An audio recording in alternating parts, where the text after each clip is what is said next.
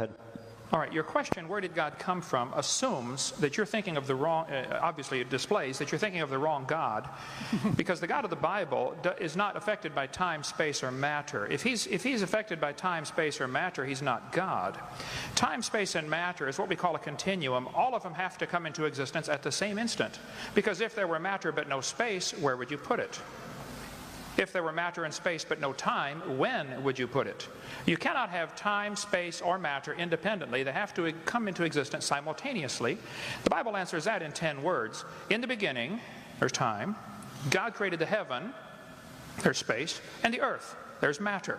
So you have time, space, matter, created a trinity of trinities there. Just, time is past, present, future. Space has length, width, height. Matter has solid, liquid, gas. You have a trinity of trinities created instantaneously. And the God who created them has to be outside of them. If he's limited by time, he's not God. The guy who created this computer is not in the computer. He's not running around in there changing the numbers on the screen, okay? The God who created this universe is outside of the universe. He's above it, beyond it, in it, through it. He's unaffected by it.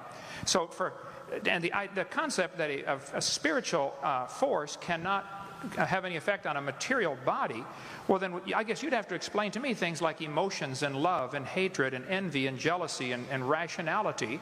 I mean, if your brain is just a random collection of chemicals that formed by chance over billions of years, how on earth can you trust your own reasoning processes and the thoughts that you think?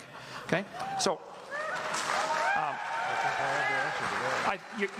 your question, where did God come from, is assuming a limited God.